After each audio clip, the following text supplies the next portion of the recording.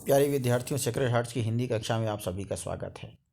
प्यारे बच्चों, जामुन का पेड़ पार्ट 1 में आप लोगों ने जामुन का पेड़ अध्याय को यहाँ तक पढ़ा था कि जब एक मनचले युवक ने कहा कि यदि पेड़ को नहीं काटा जा सकता तो पेड़ के नीचे दबे हुए आदमी को ही काट कर बाहर निकाल लिया जाए। तब उस दबे हुए आदमी ने आपत्ति प्रकट करते हुए कहा, मगर इस तरह तो मैं मर जाऊंगा। यह भी ठीक कहता है, एक क्लर्क बोला। आइए अब आगे देखते हैं। आदमी को काटने वाली युक्ति प्रस्तुत करने वाले ने भरपूर विरोध किया। आप जानते नहीं हैं आजकल प्लास्टिक सर्जरी कितनी उन्नति कर चुकी है। मैं तो समझता हूँ अगर इस आदमी को बीच में से काट कर निकाल लिया जाए तो प्लास्टिक सर्जरी से धड़ के स्थान से इस आदमी को फिर से जोड़ा जा सकता है। इस बार फाइल को मेडिकल डिपार्टमेंट में भेज दिया गया। मेडिकल डिपार्टमेंट ने फ़ौरन एक्शन लिया और जिस दिन फाइल उनके विभाग में पहुंची उसके दूसरे ही दिन उन्होंने अपने विभाग का सबसे योग्य प्लास्टिक सर्जन छानबीन के लिए भेज दिया। सर्जन ने दबे हुए आदमी को अच्छी तरह टटोलकर उसका स्वास्थ्य देखकर खून का दबाव देखा, नाड़ी की गति को परखा, दिल और फेफड़ों की जांच करके रिपोर्ट भेज दी कि इस आदमी का प्लास्टिक ऑपरेशन तो हो सकता है और ऑपरेशन सफल भी होगा, मगर आदमी मर जाएगा। इसलिए यह फैसला भी रद्द कर दिया गया।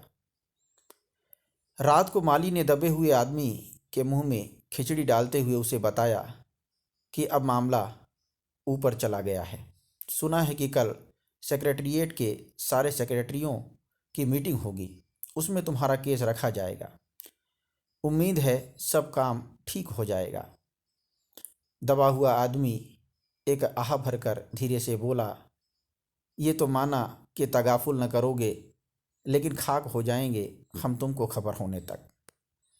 माली ने अचंभे से मुंह में उंगली दबा ली और चकित भाव से बोला, क्या तुम शायर हो? दबे हुए आदमी ने धीरे से सिर हिला दिया। दूसरे दिन माली ने चपरासी को बताया। चपरासी ने क्लर्क को, क्लर्क ने हेड क्लर्क को। थोड़ी ही देर में सेक्रेटरिएट में यह अफवाह फैल गई कि दबा हुआ आदमी शायर है। बस फिर क्या था, लोगों का झुंड शायर को देखने के लिए उमड़ पड़ा। इसकी चर्चा शहर में भी फैल गई और शाम तक गली गली से शायर जमा होने शुरू हो गए। सेक्रेटेरिएट का लॉन भांति भांति के कवियों से भर गया और दबे हुए आदमी के चारों ओर कवि सम्मेलन का सा वातावरण उत्पन्न हो गया। सेक्रेटेरिएट के कई क्लर्क और अंडर सेक्रेटरी तक, जिन्हें साहित्य और कविता से लगाव था, रुक गए। कुछ शायर दबे हुए आदमी को अपनी कविताएं और दोहे सुनाने लगे। कई क्लर्क उसको अपनी कविता पर आलोचना करने को मजबूर करने लगे।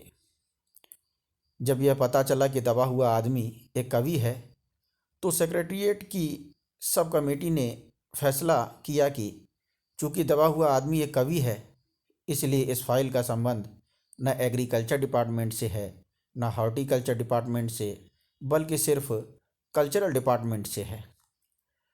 कल्चरल डिपार्टमेंट से अनुरोध किया कि जल्द से जल्द मामले का फैसला करके अभागे कवि को इस फलदार पेड़ से छुटकारा दिलाया जाए। फाइल कल्चरल डिपार्टमेंट के अनेक विभागों से गुजरती हुई साहित्य अकादमी के सेक्रेटरी के पास पहुंची। बेचारा सेक्रेटरी उसी समय अपनी गाड़ी में सवार होकर सेक्रेटरिएट पहुंचा और दबे हुए आदमी से इंटरव्यू लेने लगा और पूछा, तुम कवि हो? उसने जवाब दिया, जी हाँ। किस उपनाम से शोभित हो? उसने बताया कि ओस। ओस? सेक्रेटरी जोर से चीखा, क्या तुम वही ओस हो जिसका गद्य संग्रह ओस के फूल अभी हाल ही में प्रकाशित हुआ है? दबे हुए कवि ने हुंकार में सिर हिलाया। क्या तुम हमारी अकादमी के मेंबर हो? सेक्रेटरी ने पूछा। तो उसने जवाब दिया, नहीं। आश्चर्य है, सेक्रेटरी जोर से चीखा, इतना बड़ा कवि ओस के फूल का लेखक और हमारी अकादमी का मेंबर नहीं है। उफ, कैसी भूल हो गई हमसे। कितना बड़ा कवि और कैसी अंधेरी गुमनामी में दबा पड़ा है। तो दबे हुए आदमी ने जवाब दिया, गुमनामी में नहीं, एक पेड़ के नीचे दबा हूँ। कृपया मुझे इस पेड़ के नीचे से निकालिए, अभी बंदोबस्त करता हूँ। सेक्रेटरी फौरन बोला और फौरन उसने अपने विभाग में रिपोर्ट की। दूसरे दिन सेक्रेटरी भागा भागा कवि के पास आया और बोला, मुबारक हो, मिठाई खिलाओ। हमारी सरकारी साहित्य अकादमी ने तुम्हें अपनी केंद्रीय शाखा का मेंबर चुन लिया है। यह लो चुनाव पत्र, मगर मुझे इस पेड़ के नीचे से तो निकालो। दबे हुए आदमी ने कराह कर कहा। उसकी सांस बड़ी मुश्किल से चल रही थी और उसकी आंखों से मालूम होता था कि वह घोर पीड़ा और दुख में पड़ा है। यह हम नहीं कर सकते, सेक्रेटरी ने कहा, और जो हम कर सकते थे वह हमने कर दिया है। बल्कि हम तो यहाँ तक कर सकते हैं कि अगर तुम मर जाओ तो तुम्हारी बीवी को वजीफ़ा दे सकते हैं। अगर तुम दरख्वास्त दो तो हम वह भी कर सकते हैं।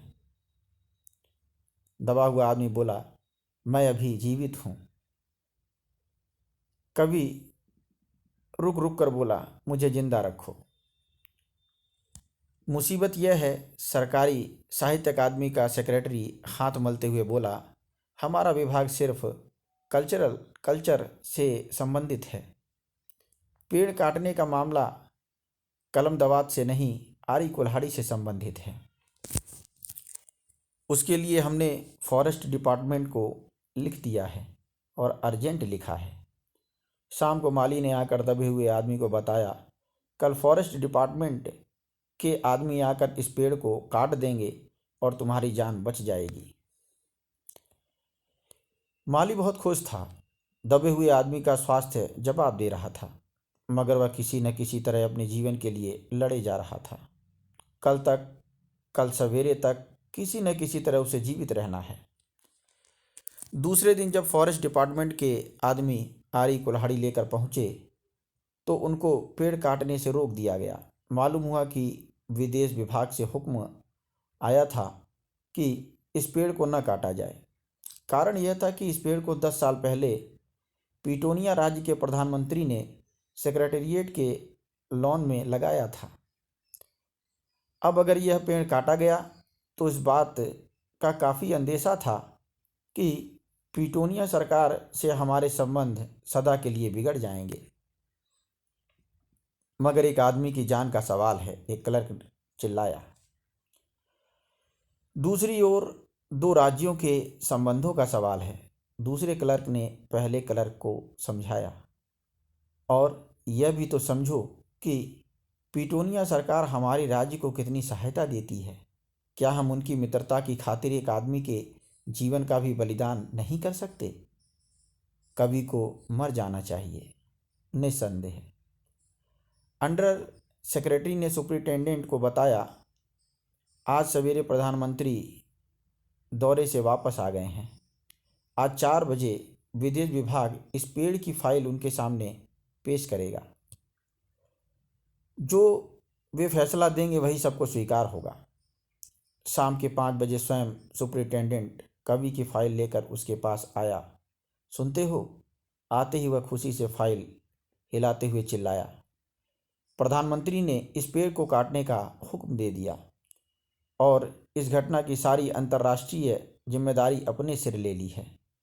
कल यह पेड़ काट दिया जाएगा और तुम इस संकट से छुटकारा हासिल कर लोगे। सुनते हो? आज तुम्हारी फाइल पूर्ण हो गई।